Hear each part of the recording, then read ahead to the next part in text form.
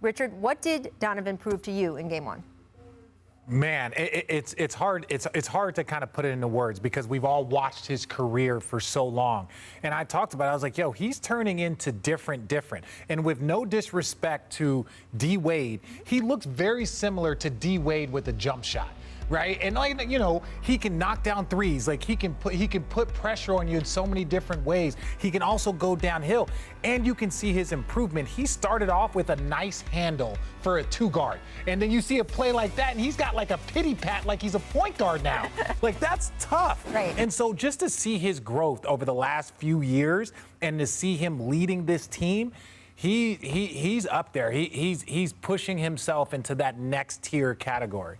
So I had Donovan Mitchell as a sneaky most improved player candidate, not to win it because I thought that was Julius Randle's to win, but just to be in the discussion.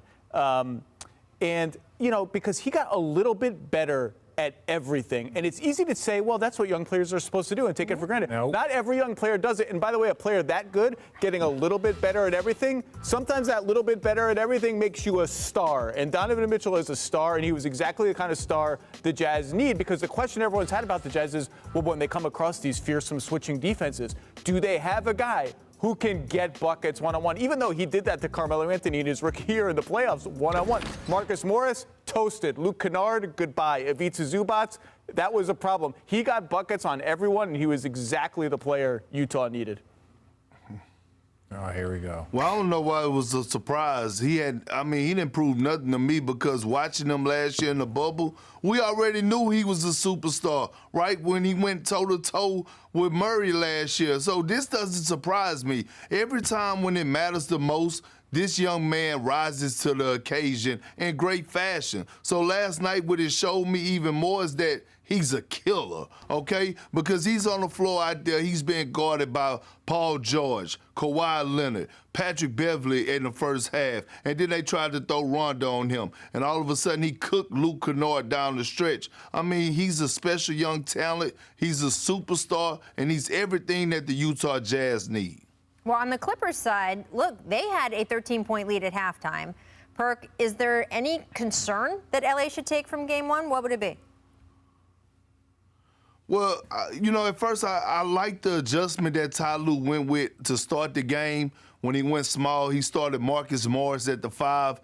And then all of a sudden in the second half, I didn't like it so much. I thought Zubac started anchoring that defense. He was huge in the middle the way he was blocking shots. And I thought that he should have been in there late in the fourth quarter to protect the paint. We saw the tape with Donovan Mitchell driving to the cup, getting those scoop layups with the right hand with ease, right? But then another takeaway that I got is Paul George made my first team all. He is who he is, right? I keep waiting for Paul George to take that level to superstardom and show up in the big moment, to have a 40-point night, to deliver for the Clippers, but he hasn't. Rachel, you go back and look at Game 6 against the Mavericks. He shot, 6 for 15. Game 7 against the Mavericks, 5 for 15. Last night, 4 for 17. If I'm Kawhi Leonard, I'm going up to you like, hey, dog, I know you're doing a little bit of other things on the court, you're rebounding, but I need you to help me put this ball in the bucket. I need you to help me carry this team. I can't shoulder this team by myself. I need you to be that $198 million Paul George. That's a list. That was a list right there. No, Perk said it right. When you're talking about the Clippers and you're looking at what can they do? Last night would have been a tough game for them to steal, right? We talked about all the conditions, the fatigue, the emotional, being in front of a huge crowd in Utah, the elevation. There's a lot of different things. But I think for the Clippers, I think T. Lue has done a very good job. Like, you see what Luke Kennard has done. He has kept guys ready. So the best thing about watching this type of series is watching the chess match. The chess match go back and forth until they find out what's going to work. But, yeah, Perk is right. We know what Paul George is. He is a great and talented player. But look at some of those possessions. He was getting guarded by Rudy Gobert in multiple possessions, and he still couldn't beat Rudy Gobert or get the shot that he wanted. He was getting guarded by Bogdanovich. There were so many guys out there that you like. Offensively, Paul George should have that advantage, and he was never taking advantage of his advantage. So if they don't get more from Paul George, which we expect he won't go 4 for 17, then I think that they're going to be in a much better position. I still think this goes 7.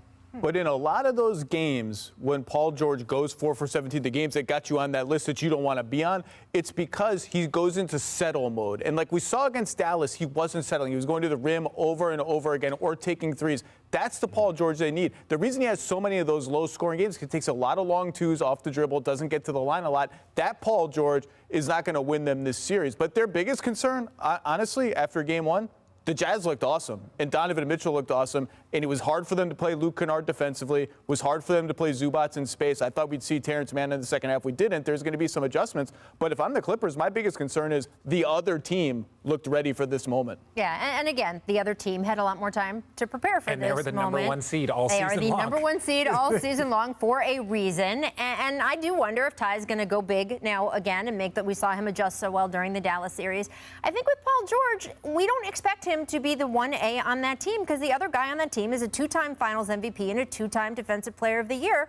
We do expect him to be very, very good, and we have seen him be very, very good at times in the playoffs. He needs to be very, very good at times during this series. Thanks for watching ESPN on YouTube. For live streaming sports and premium content, subscribe to ESPN+.